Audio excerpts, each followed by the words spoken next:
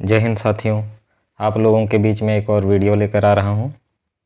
तो video start करने से पहले मैं आप लोगों को एक महत्वपूर्ण बात बोलना चाहूँगा कि साथियों, आप सभी पढ़े लिखे और डिग्री डिप्लोमा किए हुए इंसान हैं। आप लोगों को थोड़ा सा फ़र्क नज़र आना चाहिए कि हम क्यों पीछे रह रहे हैं हमारे किसी भी मीटिंग या बैठक में। इस चीज़ के बारे में थोड़ा सा मैं आप लोगों को जानकारी देना चाहूँगा। तो साथियों, यहाँ पर आप किनारे में देख लीजिए, यहाँ पर कैलकुलेटर बाकायदे आप लोगों के सामने डिस्प्ले हो रहा होगा। तो साथियों, यदि हम डेली मजदूरी की दर से अगर देखते हैं तो यदि हम लोगों को पर डे 200 रुपया भी मिलता है 30 दिन का, तो वो 6,000 रुपया होता है।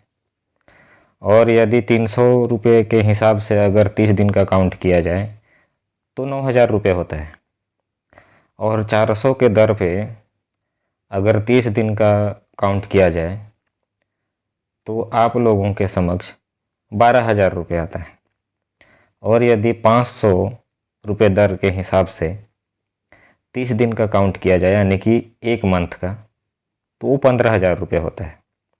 ये सब दिखाने का मेरा एक ही मकसद है और एक ही कारण है कि आप लोग इतने पढ़े लिखे हैं।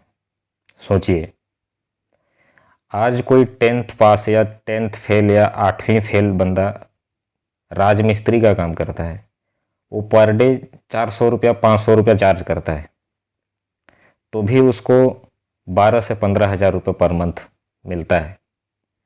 सोचिए, आप लोग 3,500-4 हज़ार की जो प्राइवेट जॉब करते हैं ना, उनसे बंदा कई गुना ज़्यादा कमा रहा है। सोचने और समझने वाली बात है, इतना कम पढ़े लिखे होने के बावजूद। और वो प्रतिदिन काम कर रहा है, एक भी दिन अपसेंट नहीं कर रहा है। उसका एक दिन अपसेंट ना करने का रीज़न आपके सामने साफ स्पष्ट तौर पे पता चल रहा होगा। अरे भाई, उसके मुकाबले में आप 3,500 या 4,000 की नौकरी में बहुत नीचे हो। सोचिए, आपको तो 200 रुपये का भी एक दिन का नहीं मिल रहा है, तो फिर आप लोग एक दिन छोड़ के धरना प्रदर्शन या मीटिंग या बैठक में शामिल नहीं हो पाते हैं। सोचने वाली बात है। आप लोग आगे खुद समझदार हैं, इन सब चीज़ों का कैलकुलेशन आपके पास मेरे से बेहतर है, ऐसा मैं मानता हूँ। तो साथियों, आगे जब भी आप लोगों को बुलाया जाए तो आप लोग जो अभी संख्या है, मैं चाहूँगा कि उसका 1000 गुना संख्या वहाँ पर हो जहाँ पर आप लोगों को बुलाया जाए। आप लोग किसी और के लिए नहीं, आपके अपने खुद के हक के लिए लड़ रहे हो, क्योंकि आपको सिर्फ वो एक पद चाहिए जिसके आप हकदार हो।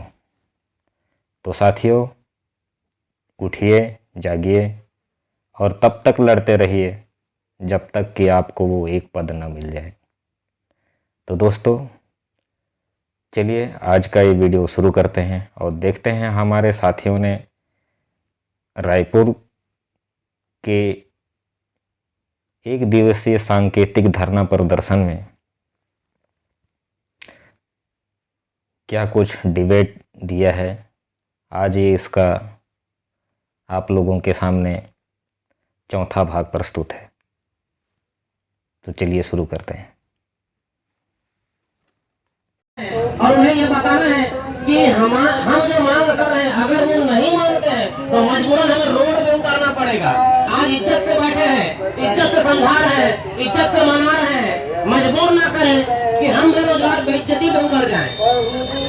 जिस तरह से वो हमारी बेइज्जती कर रहे हैं, प्रदेश में लाखों पद खाली पड़े हुए हैं। आप लोगों को मैं एक चीज बता देना चाहूंगा कि अभी जो पदोन्नति सूची जारी हुआ है, उसमें क्या किए हैं कि वर्ग 1 के लिए MA की योग्यता होना आवश्यक।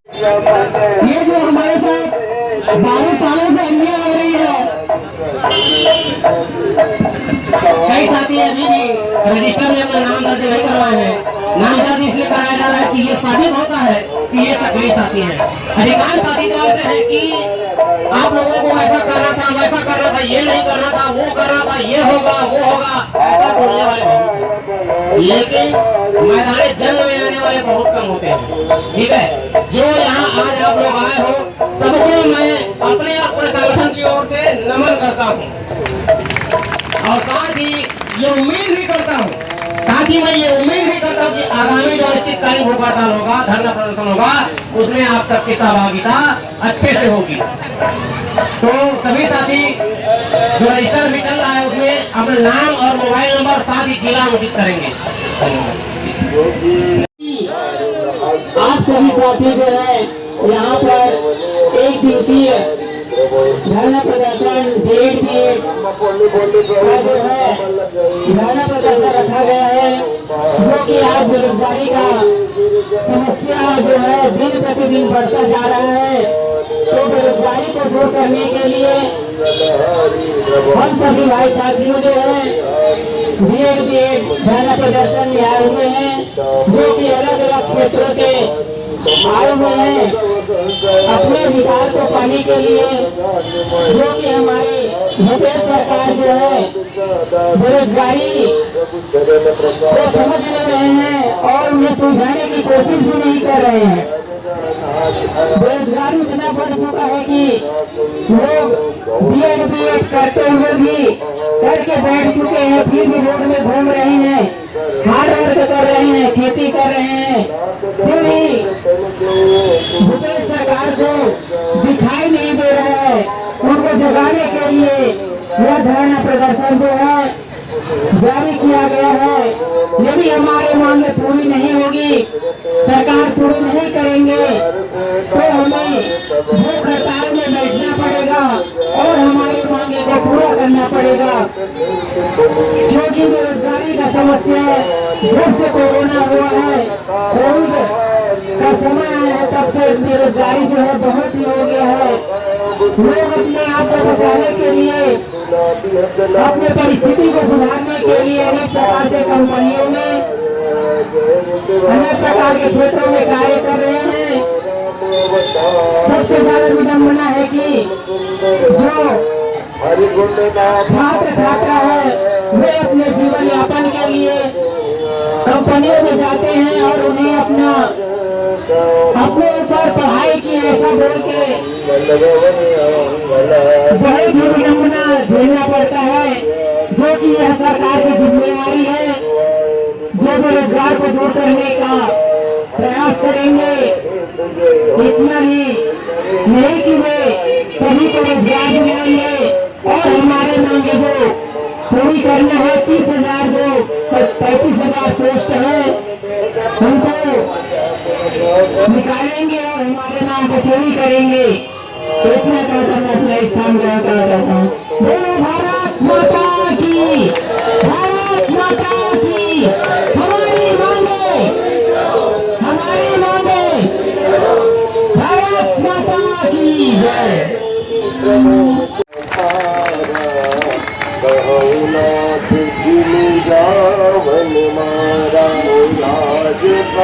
हमारे अध्यक्ष महोदय आके हमारे समर्थन में खड़े हो गए, तो मैं चाहूंगा कि हमारे संघर्ष की करीब आगे बढ़ाते हुए हमारे संघर्ष के राह में दो शब्द सुनाए, दो बात बोले, अपना विचार रखें। भारत माता की, भारत माता की, वंदे वंदे वंदे। अपना रात्रि का श्वास रखिएगा भाई।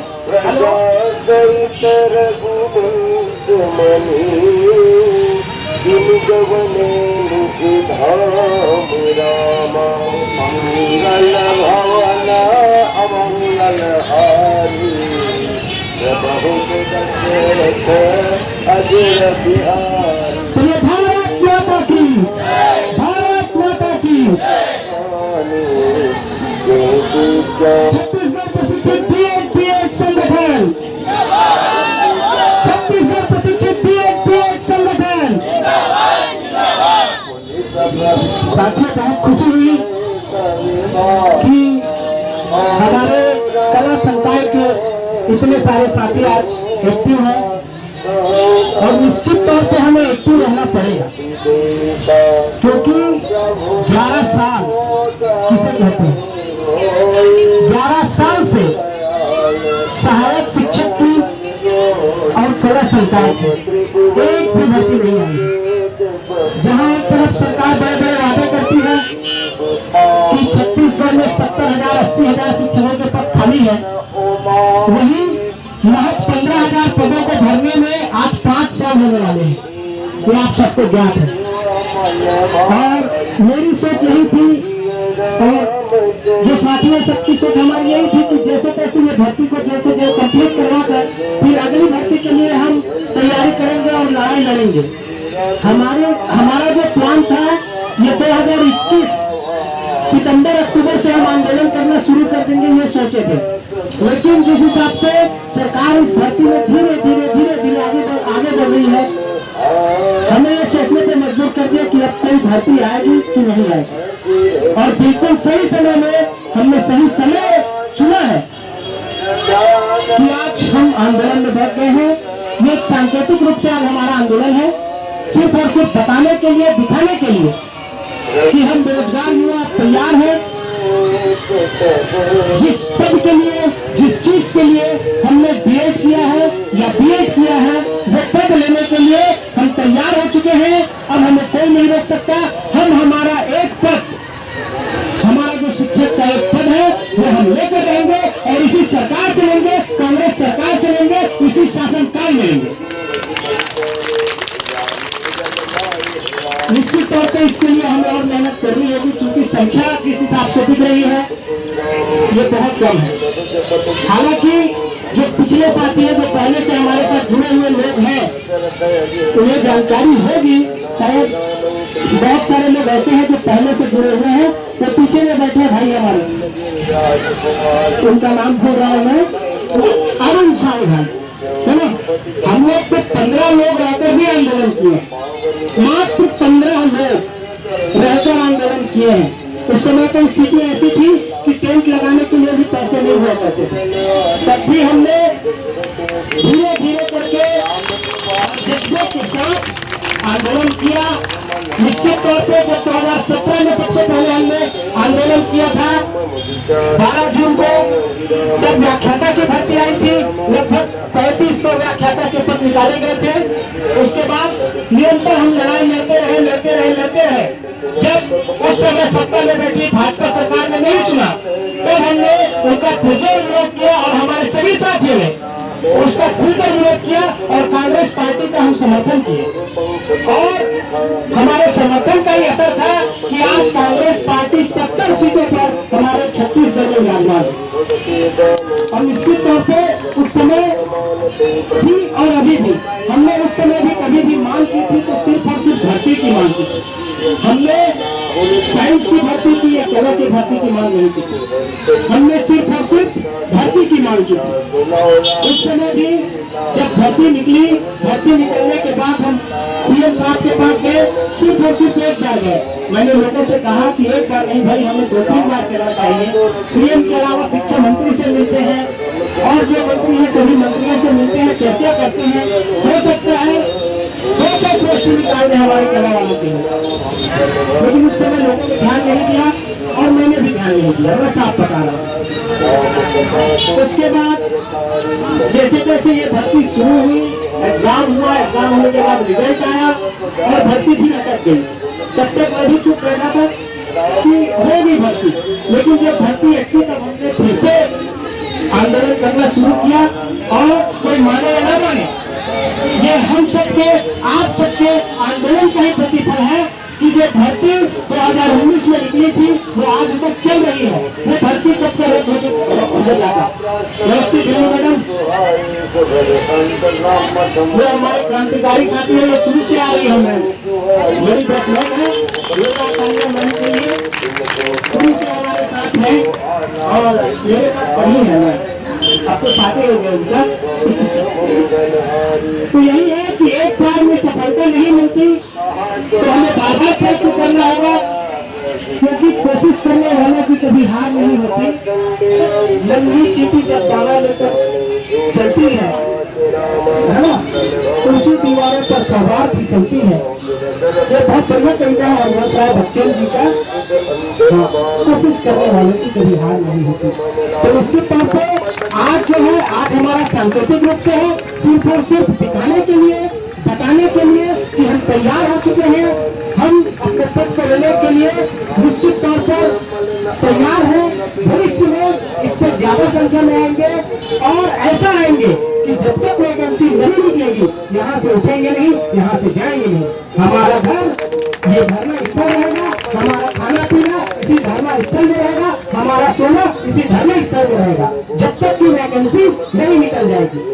आज जल्दी में हुआ, जैसे भी हुआ, हमने आंदोलन की जो रूपरेखा बनाई थी उसके हिसाब से हम तैयार थे और तैयार है। और जैसे जैसे आज का कार्यक्रम हमें दिखाने के लिए था और दिखाना है। अभी और न्यूज वाले आएंगे बहुत सारे। न्यूज में मेन ये रहता है कि मीडिया तक हमारी बात पहुंचनी चाहिए। मीडिया तक बात पहले से पहुंच चुकी है, अभी और पहुंचेगी, तो निश्चित तौर पे हमारी बातों को सुनेंगे। इसके अलावा अभी खैरागढ़ में उपचुनाव है, तो जो राजनांदगांव के आसपास के साथी हैं और खैरागढ़ के आसपास के साथी हैं, उनसे निवेदन करूंगा कि लगातार जैसे कांग्रेसी नेता वहां पर डेरा डाले हुए हैं, वैसे ही हम भी डेरा डालकर रखें।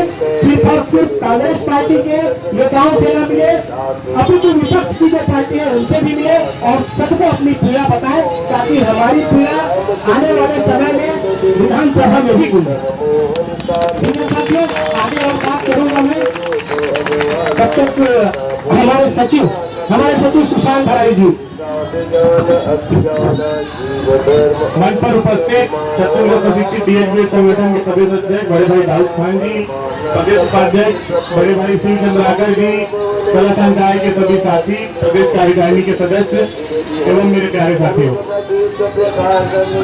आज ये जो स्थिति है और ये जो परिस्थिति है जो हमारे सामने उत्पन्न हुई है कि कला विषय में किसी भी प्रकार से एक भी पद जो है अभी तक के पिछले 10-11 सालों से जो नहीं आ रहा है, इसके लिए अगर कोई जिम्मेदार है तो वो हम स्वयं हैं।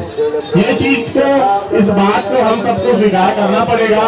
और मैं समझता हूँ कि जिस प्रकार से जोरों शोरों से इसकी तैयारी चल रही थी, तो जो भीड़ है इससे 10 से 20 गुना अधिक होना चाहिए था, लेकिन काफी कम भीड़ है। लेकिन साथियों, मैं एक चीज कहना चाहूंगा कि इस लड़ाई की शुरुआत संगठन के प्रदेश अध्यक्ष दाऊद खान ने अकेले किया था और आज के समय में 15,000 लोगों को उस अकेले की लड़ाई के बदौलत नौकरी मिली है।